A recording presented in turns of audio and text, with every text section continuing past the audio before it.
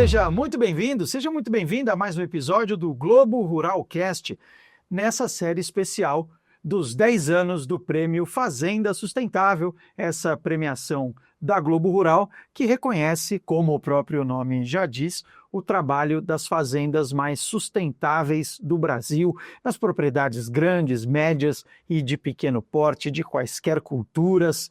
Né? O Prêmio Fazenda Sustentável aí há alguns anos mostra esses bons exemplos da sustentabilidade na agropecuária brasileira. Eu estou aqui com o troféu do Fazenda Sustentável, esse troféu que é pequeno no tamanho, mas é muito grande em termos de representatividade e em termos de ser um selo de qualidade e sustentabilidade para o agro brasileiro.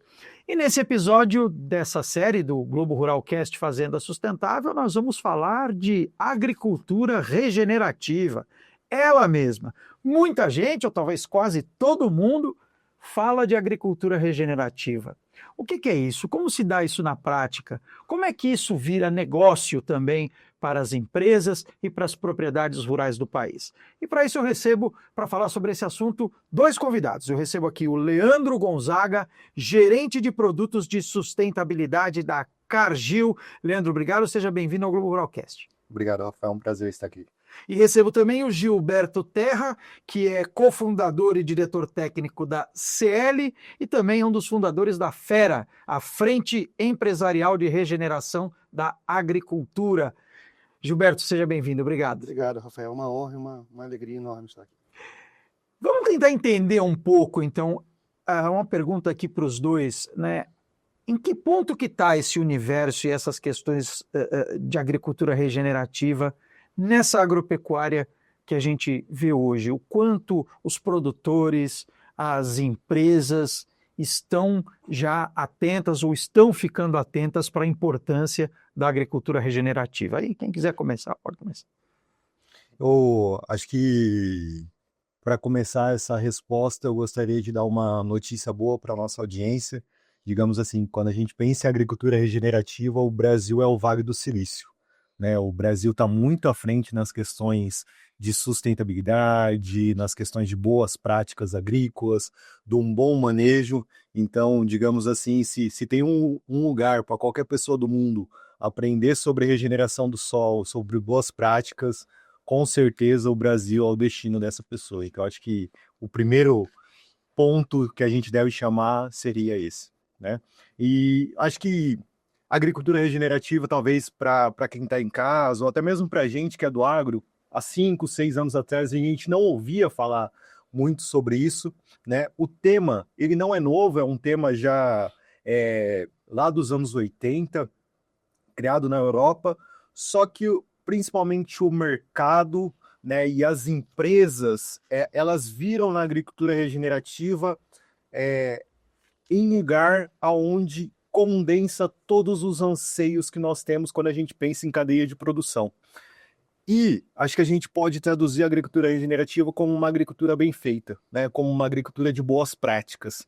E quando a gente fala disso, por que eu falo que o Brasil seria o Vale do Silício? Porque um lugar para fazer até 3 safras no mesmo ano, né? Fazer um cultivo de verão, um cultivo ali da segunda safra e até mesmo ter um consórcio, uma integração com pecuária dentro de um mesmo ano calendário, você precisa ter um solo bem saudável para que possa suportar essa capacidade de produção. E isso passa pela agricultura regenerativa, isso passa pelo cuidado e a preocupação com todo o ambiente agrícola. Então vamos tentar conceitualizar isso um pouco, Gilberto. Quando a gente fala de agricultura regenerativa, quer dizer, ele falou que boas práticas, o que seriam essas boas práticas? O que é uma prática regenerativa de agricultura ou de agropecuária, enfim? Maravilha, vamos lá. Só complementando o que o Leandro falou, concordo com tudo que ele falou. Acabei de voltar de um evento em Goiânia, o primeiro simpósio brasileiro de qualidade de solo, de saúde de solo, né? Que é um conceito que sucedeu a qualidade de solo. Para complementar o que ele diz, para vocês terem ideia, as 4 grandes culturas agrícolas do centro-oeste brasileiro, soja, milho, até o algodão e a própria pecuária já estão incorporando diretrizes produtivas, indicadores de saúde de solo e métodos de manejo orientados por esses princípios. O Brasil não é só o Vale do Silício em experiência, também é em produção científica. O Brasil está entre os principais produtores de ciência nessa área há muito tempo, nesses últimos 10, 15 anos. Inclusive, eu estou com um livro aqui que posso mostrar depois, do grupo do professor Querubim, que organizou o evento, que é fantástico. O outro livro deles acabou de ganhar o prêmio Jabuti acadêmico, para você ter ideia a relevância que esse assunto está ganhando no Brasil. Então, a gente é líder global nessas áreas de grandes culturas agrícolas e já tem um tempo, a gente está se consolidando. E por que uma empresa decide fazer agricultura regenerativa? Vou tentar conceitualizar para você. Nossa empresa trabalha com isso desde o início. Além de regenerar o capital investido, qualquer agricultura comercial tem que fazer, empresarial tem que fazer, a agricultura regenerativa está ganhando escala porque está indo além da busca por boas práticas, eu diria. Porque a gente está sofrendo, nos últimos 15 anos, que eu estou trabalhando na Latitude Zero, lá no Equador agora, na Bahia, aqui no Sudeste, profissionalmente, nesses últimos 15 anos, os El Ninhos e as laninhas que nós enfrentamos assustaram todo mundo, deram um prejuízo do norte a sul do país. Centro-oeste, sul, só o Sudeste que ficou um pouco com menos prejuízo. A agricultura regenerativa ganhou força porque os métodos de promoção de saúde do solo te ajudam a criar um sistema produtivo que amortiza impacto. Você constrói resiliência. Enquanto os sistemas tradicionais, que buscam máxima produtividade, máxima rentabilidade no menor tempo possível, que foi a tônica da agricultura até 10, 15 anos atrás, eles remuneram o investidor, mas são muito arriscados. A agricultura regenerativa ela constrói resiliência e, ao mesmo tempo, suporta a produção. É o que um solo saudável, como o Leandro mencionou, é o conceito de saúde do solo que está ligado ao conceito de agricultura regenerativa. Então, para mim, a agricultura regenerativa, em poucas palavras, ela tem que ir além da produção, além de regenerar o capital, o compromisso tem que ser além desse, e tem que garantir um sistema que persista e que suporte estresses climáticos, estresses fitossanitários, sem colapsar, sem perder a capacidade produtiva. Então, a resiliência, hoje em dia, com esse cenário de mudanças climáticas, ela deixou de ser um luxo. Boas práticas deixaram de ser uma benevolência, um altruísmo nosso, né? Agroflorestas, por exemplo, são uma forma de agricultura regenerativa que você pode encarar como uma estratégia de enfrentamento de problemas globais, sobretudo as mudanças climáticas. Sistemas integrados, justamente porque você consegue construir resiliência, a comercial, a resiliência ecológica, né, que inclui a climática e a fitossanitária, ao mesmo tempo. São sistemas mais complexos, tem que assumir maior complexidade, tem que assumir compromissos de monitorar seu solo usando atributos, indicadores não tradicionais. Você tem que ir além daqueles atributos químicos e físicos clássicos, porque eles não dão uma visão integrada do solo. E é isso que esse grupo que eu mencionei de brasileiros da Embrapa, de universidade, vem fazendo, instrumentalizando a agricultura regenerativa, construindo indicadores, métodos para monitorar e a gente olhar os sítios agrícolas numa visão mais integrada, como agroecossistemas. Então, eu acho que é uma tendência sem volta, porque hoje em dia, eu acho que não basta ser resiliente. É uma postura meio covarde, insuficiente. A gente tem que pensar em agricultura como estratégia de enfrentamento dos problemas, dos grandes problemas, que afligem os agricultores. No Brasil, por exemplo, a maior parte das emissões no nosso território vem dos sistemas agroalimentares. Então, eu costumo dizer que a solução mora no problema. Se a gente conseguir fortalecer a pecuária e a agricultura, fortalecer a agricultura e a pecuária regenerativas, quaisquer que sejam os formatos, as escalas, a gente está buscando uma solução dentro do problema, né? Então, é isso. Eu acho que eu não sei se eu considerei bem, mas basicamente a regenerativa tem que ir além da produção. O que me chamou a atenção aqui na tua fala, e o Leandro também pode, a gente está aqui num bate-papo, viu? Não tem. Não dá para não falar de uma. Não, fica tranquilo, a gente está aqui num bate-papo, vamos conversando, que a ideia é exatamente essa. E você me corrija se eu estiver errado, me chamou a atenção um ponto do que você falou, que é o seguinte, né? Você falou de uma agricultura que vem nessa questão de repente proporcionar retornos mais rápidos, né? E agora você tem essa questão da agricultura regenerativa, que pelo que você me falou parece alguma coisa muito mais de médio e longo prazo. Mas o mercado está aí, né? Os negócios também estão aí, você também precisa ter esse pilar, né? Esse viés econômico da sustentabilidade. Como é que você concilia hoje? E você é representante de uma empresa, você também lida com empresas, você é de uma empresa e lida com empresas e com produtores. Como é que se faz uma transição hoje para um sistema que demanda um investimento de médio e longo prazo, que demanda um pouco mais de paciência, dentro de um cenário que muitas vezes é de volatilidade climática, que fica cada vez mais extrema, e de volatilidade de mercados também, e muitas vezes uma coisa em função da outra, né? Como é que entra esse aspecto da mudança cultural aí do produtor ou das empresas com quem vocês lidam e se relacionam? Eu acho que você tocou num tema super importante que é investimento, retorno, e como que o produtor realiza, né, esse investimento.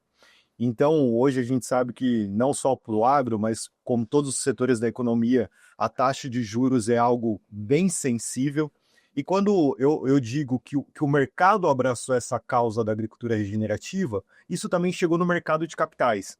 Ou seja, nos investidores, quando eles vão colocar dinheiro no agro, através dos FIAGROS, dos FIDICs, das CPRs, quando eles entendem que o produtor rural faz a agricultura regenerativa, que aquele produtor tem boas práticas, aquilo reduz o risco do capital investido. Por quê? Porque se o solo está saudável, é um solo que vai produzir. É um solo que vai ter uma maior produtividade, consequentemente, o produtor vai conseguir honrar com o crédito tomado, né? Obviamente que você vai precisar de um investimento que muitas vezes é alto, que tem um payback ali realmente de médio e longo prazo, mas você mitiga o risco que aquele investidor teve para investir. E com isso, o produtor consegue melhores taxas de juros, condições mais atrativas que facilitem ele a realizar o investimento. Vou te dar um exemplo, né? Você falou como que a gente faz agricultura regenerativa e da onde que isso sai. No Brasil, a nossa maior ocupação do uso do solo se dá através de pastagem, né? Cerca de 180 milhões de hectares. E dados da Embrapa mostram que 2/3 dessa pastagem se encontra com algum nível de degradação.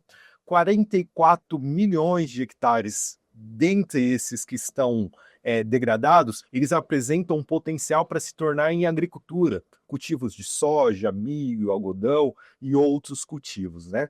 Então, assim, ou seja, se eu investir um dinheiro, pegar uma área e transformar essa área numa área agricultável, eu resolvo um problema, tanto da questão de eu ter uma maior produção, eu aumentar a minha expansão, sem a questão de abertura de novas áreas, né? O produtor aquilo vai propiciar também, ele vai ter uma escala maior e, consequentemente, ele vai conseguir reduzir ali custos de produção. E o investidor, ele tem um apetite muito grande por esse tipo de operação. E aí, se aquele produtor, nessa área que ele está convertendo, que era uma área degradada, que passa a ser um cultivo que está produzindo alimentos, fibras e energia, e aliado a boas práticas, rotação de cultura, consórcio com milho braquiária, uma integração com pecuária, isso também está mitigando questões climáticas, né, de El Niño, de Laninha. Por quê? Porque o solo vai absorver mais água, vai reter mais nutrientes, consequentemente aquela vai ser uma área mais resiliente, produtiva e eficiente, porque em sustentabilidade a gente jamais deve tirar o ouro do pilar da sustentabilidade econômica também.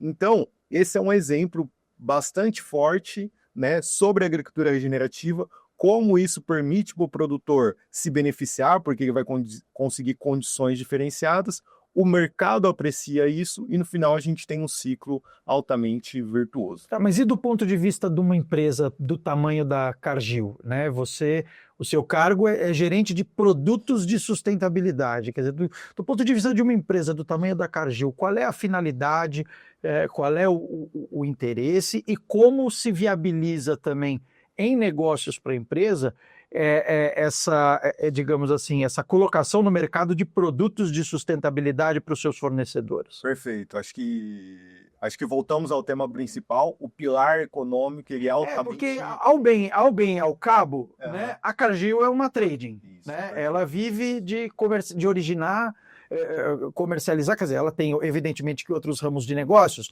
mas pegando um dos principais ramos aqui da Cargill, ela gera seu faturamento a partir da originação e comercialização de commodities agrícolas, né?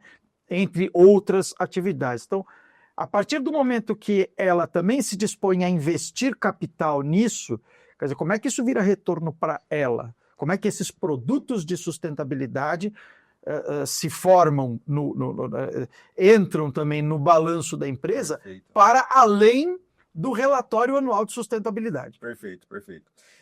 Na Cargill, aqui no Brasil, nós temos o Banco Cargill, que é um banco voltado para atendimento aos produtores rurais que fornecem suas commodities para a Cargill, e na Cargill a gente tem essa ambiguidade que o produtor rural, ele é um fornecedor, mas ele também é cliente, porque ele realiza operações financeiras conosco, realiza aquisições de insumo, faz operações de barter, que são as operações onde ele pega um insumo para plantar e nos paga com a sua produção, e através do Banco Cargill a gente consegue disponibilizar essas ferramentas financeiras. Então, como um banco associado a uma trade, ou melhor, uma trading associada a um banco que também empresta dinheiro para o produtor rural, eu sei que se o produtor está adotando boas práticas agrícolas, está adotando a agricultura regenerativa, aquilo está reduzindo o meu risco do crédito, né? Consequentemente, eu também, como trading, eu vou ter a rastreabilidade e eu vou ter a confiança das boas práticas que foram empregadas na produção daquelas commodities. Consequentemente, eu consigo conectar isso às demandas de mercado. Então, ou seja, uma trade ela opera como um elo no meio da cadeia. Então, eu estou conectando tanto a ponta de quem está produzindo com quem está consumindo, né? Que tem uma demanda, tem um anseio por esse tipo de produto, e eu consigo conectar também com as soluções financeiras que nós temos internamente na companhia. E no teu caso, Gilberto, no caso da empresa, né? A CL, pelo que eu estou vendo aqui, quer dizer Courageous Land, é isso? Me explica um pouquinho desse trabalho e de como isso também, como esse aspecto econômico entra aí também no trabalho que você faz, no serviço que você presta, e também, claro, em como depois isso rende, né, em atuação e em participação de mercado para os seus clientes.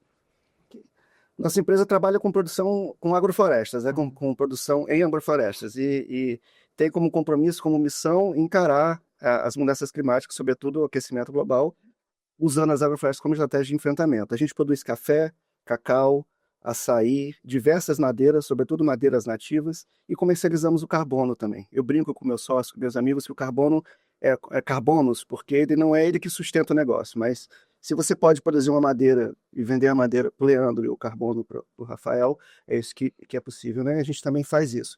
E, então, a gente trabalha com a agricultura regenerativa e a renda vem da produção e do carbono. A gente acessa financiamento, trabalha com financiamento institucional e financiamento de várias origens, inclusive de fundos voltados para investimento exclusivo em agricultura regenerativa, em práticas de restauração produtiva, que, complementando o que o Leandro falou, tem outros estímulos financeiros para a promoção de agricultura regenerativa. Inclusive, o Plano Safra esse ano veio com um desconto, né, no pagamento, não sei, de 0, alguma coisa para quem adota as práticas. Então, nossa empresa trabalha, a agricultura regenerativa é a essência da CL, através das agroflorestas, e a gente está, inclusive, nesse momento, e quando a gente fala de agricultura regenerativa, só para ficar claro para todo mundo, não é só o manejo do solo, envolve outros compromissos também, no uso de bioinsumos, manejo de pragas e doenças, tá? Se você quiser, a gente pode falar de exemplos práticos, claro, para as pessoas entenderem como você pode converter sua agricultura, sua roça em práticas regenerativas. Então, as agroflorestas são, por excelência, agricultura regenerativa, desde que elas sejam bem feitas, que os consórcios sejam bem pensados e bem conduzidos, não basta colocar 3 árvores por hectare e chamar de SAF, né, que o conceito é muito inclusivo e não tem métricas para defini-los, né, de densidade e riqueza. Mas a agrofloresta é muito antiga, né, a gente não criou esse sistema produtivo. A gente está resgatando uma prática ancestral e criando meios de fazê-la ganhar escala, replicabilidade, com práticas agronômicas sérias. Então, a agrofloresta já vem com essa proposta. Mas você pode fazer agricultura regenerativa em monocultivo, com algodão, com a soja, com milho. São os grandes exemplos do Brasil agora. Acabei de mencionar esse evento, né, do Simpósio de Saúde do Solo. Basicamente foi focado na milho, soja, algodão, pecuária também, com diversos exemplos exitosos e também relatos de fracassos no início, né, na curva do aprendizado. Inclusive, vale mencionar, a gente falou com o Pavanato, que é o CEO da SLC Agrícola, uma grande empresa, mega operação de grãos, eles estão basicamente convertidos para a agricultura regenerativa, estão em processo de conversão, aplicando métodos técnicos, criando ferramentas, estão num processo bem avançado, são um grande exemplo. Então, todos eles estão buscando o quê, Rafael? Não é só ganhar mais dinheiro, é tornar o negócio mais seguro. Então, não é benevolência, não é altruísmo, não é uma coisa... porque não faz sentido você buscar resiliência se seu negócio está falindo, certo? Eu considero, quando eu falo resiliência, eu me refiro às dimensões ecológicas do conceito e a comercial também, né? Então, a agricultura regenerativa, se for em policultivo, te dá resiliência comercial também. Você pode fazer tudo certinho na sua roça de soja e acontecer um cataclisma climático que, mesmo com solo perfeito, você vai perder sua roça. Então, mas no monocultivo e no policultivo, tem técnicas disponíveis, princípios de produção disponíveis. Pra gente E tem, como vocês falaram, tem ciência disponível para isso também. Tem ciência, sim. Agora, como é que faz essa ciência chegar? Né? E não só chegar, mas chegar de uma forma que seja... Não sei se, que eu gostaria de mostrar. Não sei se é essa exatamente a palavra, mas como se faz essa ciência chegar de uma forma que seja palatável para quem vai ter que aplicar no campo? Boa pergunta. Isso está sendo muito pouco debatido. O Brasil está com suas instituições de assistência técnica de gestão rural meio quase que falidas, né? São muito poucas e estão institucionalmente bem fracas. Seria, para mim, a principal estratégia, além de instrumentos de comunicação, como a Globo Rural, como programa de televisão, mas o caminho ideal seria através da assistência técnica de extração rural, os canais que a gente já teve muito ativos no passado, distante, que vêm sendo, infelizmente, enfraquecidos. E na educação básica, a gente deveria, nas escolas, está sendo incorporada nos currículos de agronomia, de engenharia florestal, recebo estudantes, profissionais jovens, são mais de 10 na empresa agora, florestais e agrônomos, eles já têm matérias e abordagens no seu aprendizado que eu não tive, me formei há 20 e poucos anos atrás. Até as prioridades de pesquisa nas instituições brasileiras estão sendo redirecionadas para a agricultura regenerativa, porque o mercado, as grandes cadeias, estão começando a praticar. Tem bons exemplos em café também. Por que o pessoal do café também está fazendo? Porque eles notaram que, além de ganho de resiliência climática, fitossanitária, isso aumenta a qualidade da bebida. Então, se você fizer uma agricultura regenerativa no café, muito provavelmente no cacau também, em todas as frutíferas, porque o café já tem uma cultura de remunerar a qualidade, né, muito bem estabelecida. O Brasil é bom nisso também. E, basicamente, a gente cultiva café, as duas espécies. O Conilon robusta, né, e o arábica. As 3 variedades. Basicamente, a gente está pontuando bem com o café da Bahia, provavelmente em Roraima também, muito provavelmente por causa das práticas de manejo. Então, a agricultura regenerativa te dá resiliência, se você fizer bem feito, te dá segurança na produção, você não fica com um sistema produtivo que amplifica a vulnerabilidade, ele amortece impacto e pode te dar, ampliar sua renda, seja porque diminui a oscilação de produção, seja porque aumenta o valor do produto. E eu acho que esse tema da ciência é um assunto que na Cargill a gente leva com extrema importância, Rafael, e nós gostaria de destacar aqui um projeto que nós temos na região ali de Rio Verde, em Goiás, que a gente montou um laboratório, né, no campo, ou seja, é uma iniciativa que ela conta com 11 produtores rurais, 11 fazendas reais com escala de produção, e nós montamos um conglomerado ali com 12 instituições de pesquisas parceiras. E assim, esse projeto, as linhas de pesquisa, as análises que são feitas são todo definido por esse corpo técnico, pelos pesquisadores e pelos especialistas competentes. E esses especialistas, professores, pesquisadores, eles vão a campo, né, numa escala real, em ambientes reais de produção, ver o que esses produtores fazem no dia a dia, avaliar, mensurar e chancelar as práticas, né? São produtores que já adotam a agricultura regenerativa, mas entender qual que é o benefício real que esses produtores estão tendo, e aí como que isso se dissemina, né? Periodicamente são realizados eventos, seminários, aonde esses fazendeiros, né, esses produtores ali, eles se tornam influenciadores, eles apresentam os resultados das pesquisas para os demais produtores da região. A gente recebe produtores ali de todo o Brasil, das regiões próximas, né? Para poder conhecer, saber o que está sendo feito e aquilo que está sendo validado pela ciência. E um outro exemplo muito legal é junto com o pessoal da Exalc. A Exalc tem um laboratório que chama o Centro de Referência em Estudo de Carbono. A Cargill hoje é um patrocinador desse centro, onde a gente também visa avaliar e definir protocolos de mensurações de saúde do solo, de boas práticas agrícolas e agricultura regenerativa em ambientes tropicais, né? Porque muitas vezes o êxito que falta da agricultura regenerativa é exatamente isso, né? De você ter metodologias que sejam adaptáveis à nossa agricultura brasileira, que é um sistema único no mundo.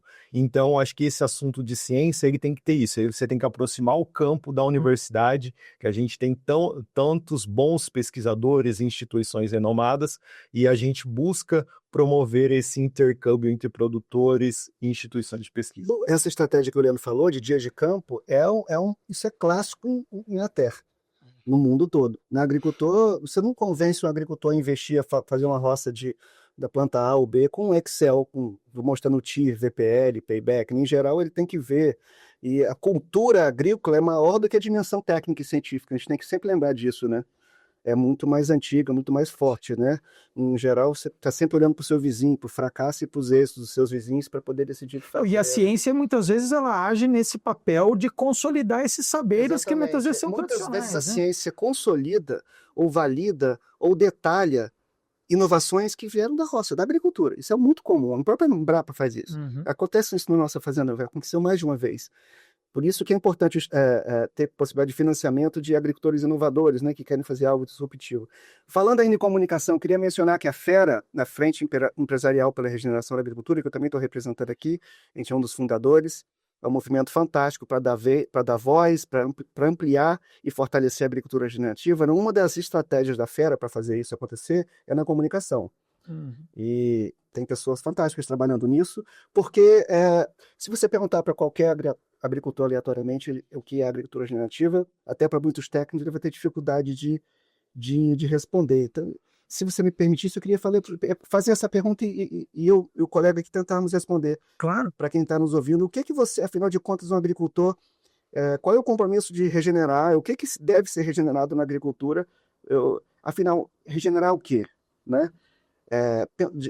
Falando bem diretamente, para não me alongar aqui, uma boa agricultura regenerativa, além de ter o solo coberto, que a gente já sabe, além de manter sempre que possível plantas de cobertura, isso já é bem conhecido, você tem que regenerar o que exatamente? Capacidade do solo de estocar carbono, de permitir infiltração de água, de permitir uma vida que não só suporte a sua produção, mas suporte ciclagem de nutrientes, suporte um microbioma razoavelmente mínimo, suficiente para poder suportar a base ecossistêmica daquele sistema produtivo.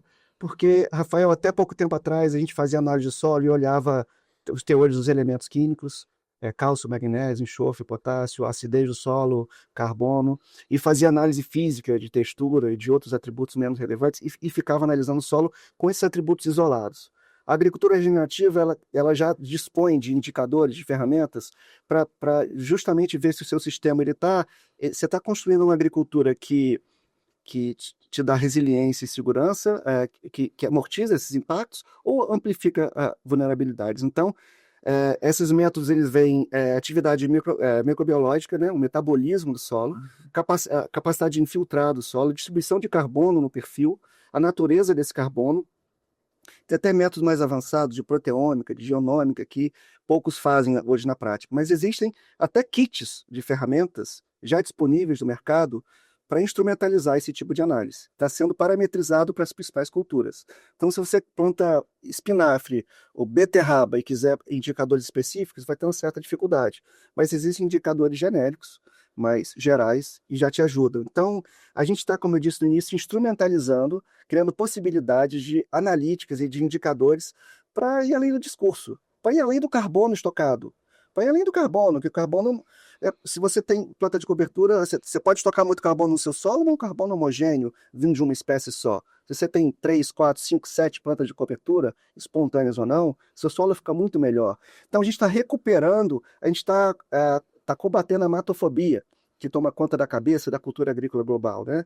De competição zero, né? Admissão zero de qualquer mato na roça, para admitir plantas de cobertura e até plantas espontâneas, como a gente faz, trazendo um pouco da sucessão de volta para o sítio.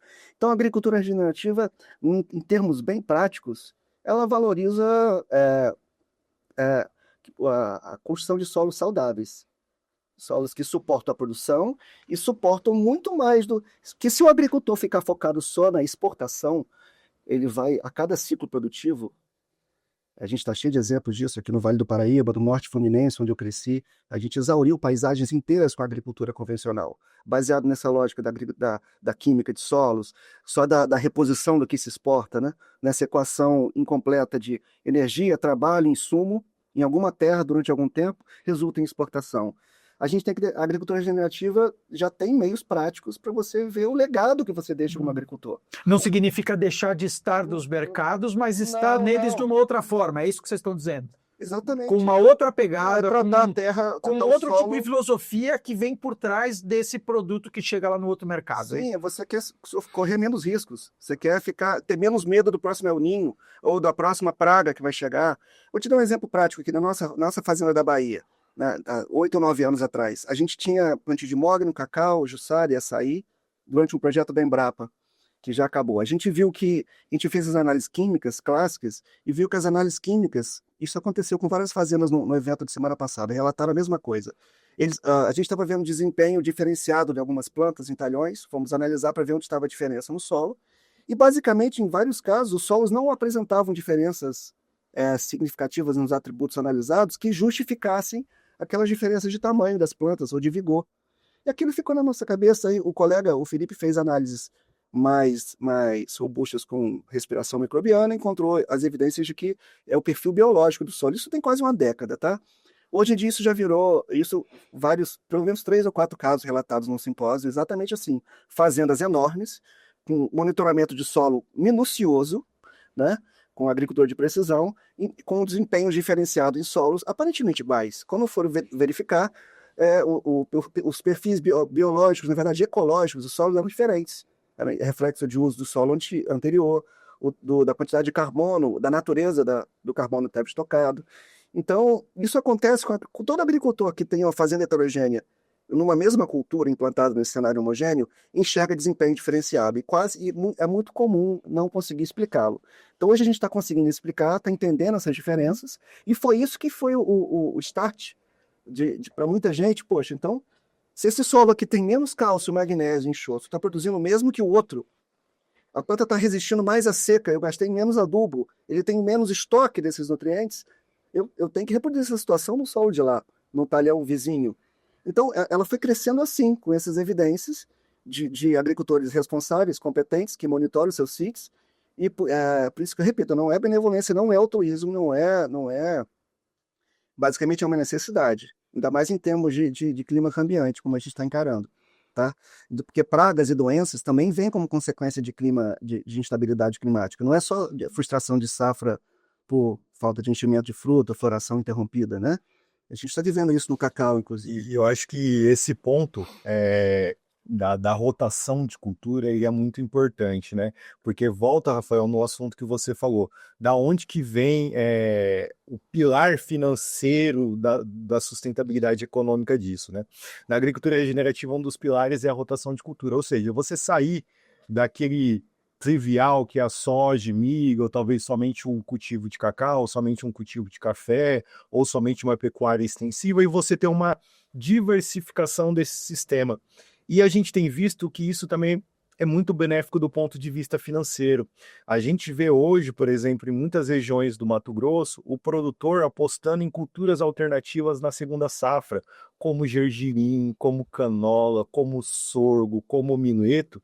E por que isso é muito positivo? Porque num ano que você tem uma superprodução de milho, né, que você teve uma produção cheia ali, o que tem? Tende a reduzir o preço dessa commodity. Se você tem uma diversificação, você acaba trazendo um componente financeiro que é uma receita de uma outra cultura.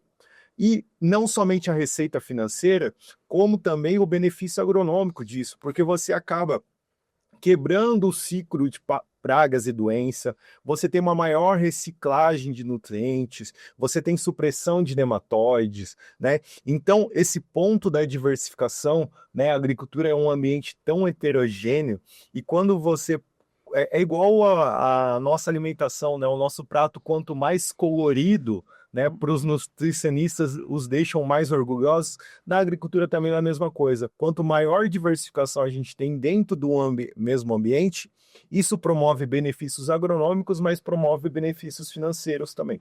Eu queria entrar num outro aspecto aí, que vocês falaram da questão de financiamento e metodologia para a agricultura tropical, que é uma coisa, é uma eterna discussão, né? Como é que a gente mensura o que mensura. E aí vocês tocaram num ponto muito importante, que é o da avaliação e da chancela. A gente falou do ponto de vista da ciência, mas eu também queria entender isso do ponto de vista das empresas e dos negócios que adotam uma agricultura regenerativa, como se fala disso e como se deve falar disso. Eu estou entrando nesse tema porque recentemente a gente publicou no site da Globo Rural, a matéria está lá, é uma matéria muito interessante, de uma pesquisa feita por uma rede de investidores chamada FAIR. Acho que é FAIR, acho que é a pronúncia correta. Ela é uma rede de investidores que tem aí, pelo menos na época, até a época da matéria, ele tinha quase 100 bilhões de dólares de patrimônio em gestão. E essa empresa, essa rede, ela fez uma pesquisa dizendo, e ela comparou dados aí a partir de 2023, e esses dados dessa pesquisa revelaram que as empresas, digamos assim, diminuíram aí um pouco a divulgação das suas metas relacionadas a medidas de agricultura regenerativa. E a conclusão a que essa pesquisa chegou foi a de que as empresas, e ela analisou empresas de capital aberto, empresas listadas em bolsa, as empresas ainda não são capazes de quantificar os resultados que elas querem obter com a agricultura regenerativa. Elas são mais capazes ainda elas são mais capazes de mostrar só aquilo que elas pretendem implantar de medidas. Por que isso acontece na visão de vocês? Isso é uma dificuldade mesmo metodológica, ou isso talvez esteja associado a outras questões do próprio mercado ou do mundo corporativo, em termos de questões, ou talvez questões de processos industriais, ou processos de produção? O que pode estar envolvido, se é que vocês também concordam com essa avaliação de que as empresas estão um pouco menos aptas aí a divulgar suas metas de agricultura regenerativa? Rafael, para responder essa pergunta, eu tenho uma opinião particular. Claro. Eu sou mestre, tenho doutorado e durante um tempo da minha carreira me dediquei à vida acadêmica, onde eu fiz muito dessas avaliações que você mencionou, muito dessas análises que o Gilberto também mencionou, e acho que isso não é o papel da empresa, né? Eu acho que as empresas privadas, o mundo corporativo, ele tem um papel de apoiar as universidades, os centros de pesquisas, mas até mesmo por uma questão de conflito de interesses, é factível que essas metodologias, essas abordagens sejam feitas por instituições de pesquisa que têm o seu viés, né, o compromisso ali com a ciência. Então, qual é a finalidade de uma empresa divulgar um relatório de sustentabilidade, por exemplo? Eu acho que uma coisa é você desenvolver a metodologia e tornar isso acessível. Por quê? Para que você tenha uma padronização, para que todas as empresas, a hora que eu estou falando, por exemplo, de uma pegada de carbono, eu posso comparar e colocar tudo na mesma cesta, né? Então, uma coisa é desenvolver a metodologia, que seria o papel das instituições de pesquisa, dos órgãos públicos, e outra coisa é a adoção dessas metodologias dentro do seu relatório, para que a gente realmente tenha isso, né? A gente tenha essa comunicação entre o relatório de uma empresa ou o relatório da outra, e que isso seja do conhecimento geral, que quando eu estou falando, por exemplo, de uma pegada de carbono de uma soja, eu estou falando de uma pegada de carbono de cacau, isso fica implícito a forma como foi utilizado e como que foi definido e realizado aquele estudo. Sim, mas como especialista no assunto, qual é o seu entendimento? Hoje o mundo corporativo, de uma forma geral, né, ele é eficiente na comunicação dessas suas iniciativas, né? Eu estou citando aqui uma pesquisa que indica o contrário. Mas hoje o mundo corporativo, na tua opinião, é eficiente na comunicação dessas iniciativas? Eu acho que o que muitas vezes acaba acontecendo, acho que foi isso que eu mencionei. As empresas, né, devido o seu compromisso com os seus investidores, com os seus acionistas, eles acabam trazendo muitas vezes esse relatório para o seu público e para as suas finalidades específicas. E isso dificulta a comunicação de um relatório com o outro, de uma metodologia com a outra, né, que isso seja algo intercambiável. E aí, acho que falta elos que possam conglomerar esses relatórios, esses indicadores, porque acho que muita coisa é feita pelas empresas e muitas vezes acabam ficando ali a cargo somente dos compromissos e das finalidades da empresa, né? A partir do momento que a gente tenha instituições que possam fazer a sinergia entre essas iniciativas, entre aquilo que é realizado e até mesmo coordenar a forma desses reportes, a gente consegue ser mais efetivo. Vou fazer um paralelo entre... Eu ouvi você sobre isso também. Com a situação do carbono, que é bem parecido. Vamos lá, todo mundo sabe que ampliar o estoque de carbono no solo traz vários benefícios agronômicos e ambientais. É um dos elementos da construção de resiliência. E a nossa empresa trabalha com carbono, a gente consegue modelar matematicamente, com razoável segurança técnica, quanto de carbono que uma agrofloresta vai estocar durante 15, 20 anos, baseado em equações matemáticas construídas com segurança, baseado em dados seguros e tal. Tem mais uma certa incerteza em relação a espécies selvagens, cujas curvas de crescimento não são totalmente conhecidas. Mas ainda assim a gente consegue fazer projetos robustos e consegue aprová-los. Agora, eu não conseguiria a mesma segurança técnica se eu fosse prometer para quem quer que fosse um compromisso de remoção de carbono da atmosfera. Carbono no solo, por exemplo, que é o maior estoque de carbono terrestre. E a gente sabe disso, mas a gente está ainda tem muita incerteza metodológica e analítica para trabalhar com carbono no solo. A gente está melhorando isso, mas ainda no mundo dos negócios isso não tá muito bem redondinho. Eu diria que é um problema parecido com a relutância ou a insegurança de algumas empresas em prometer ganhos em números reais com práticas de agricultura regenerativa. Acho que isso reflete um nível de conhecimento que a gente está. Há 10 anos atrás não existia nenhum livro sobre saúde do solo. Eu estou lendo o meu segundo livro e tem uma geração inteira de pesquisadores trabalhando nisso no Brasil. Então, isso é tudo muito novo. Então, se a empresa for séria, ela não vai prometer para quem quer que seja um ganho de 3x em cima de qualquer técnica de agricultura regenerativa, se ela não documentou isso, não tem uma relação de causa e efeito.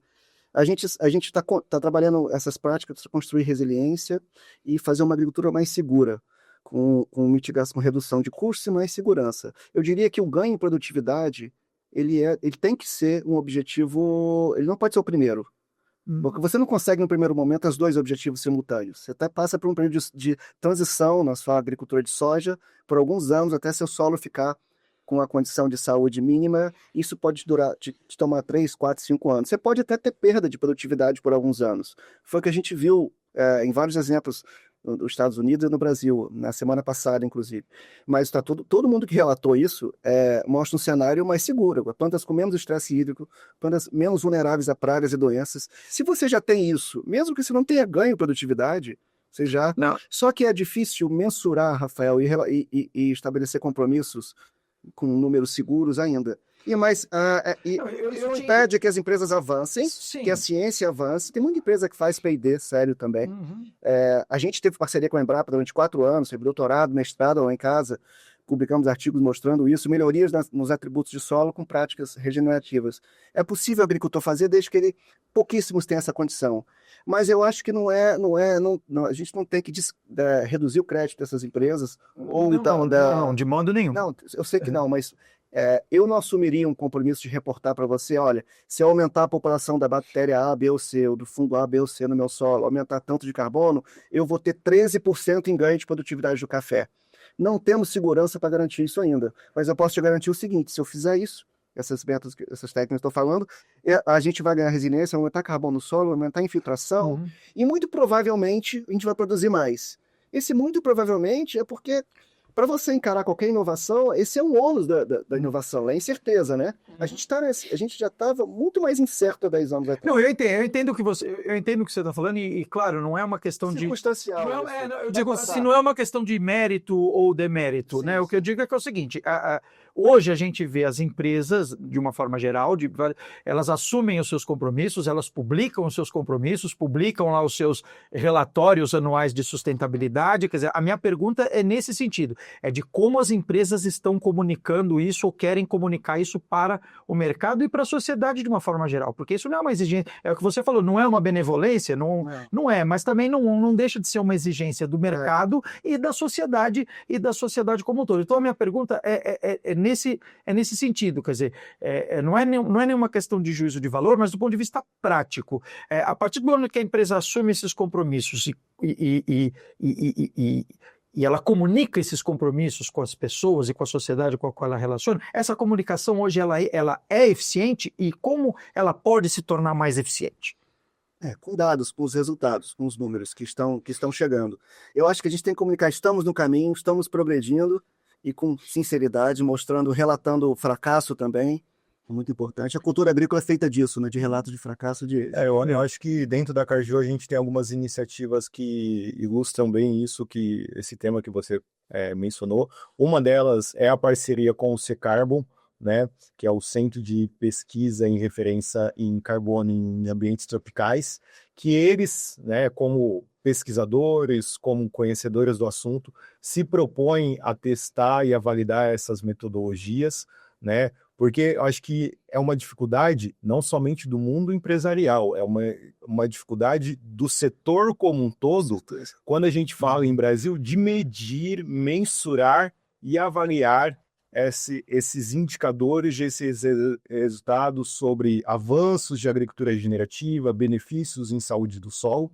Então, a gente lá na Cargill, a gente apoia, por exemplo, o C-Carbon, a gente conecta ele com a nossa cadeia de suprimento e a nossa cadeia de fornecedores, que são os produtores, para que eles avaliem, testem, tenham dados e possam validar as metodologias. Nós temos também um apoio ao programa Soja de Baixo Carbono da Embrapa, que também eles buscam desenvolver ali um selo, né, que realmente traga ali quais são os indicadores, quais são as práticas que geram, no final do dia, uma soja de baixo carbono.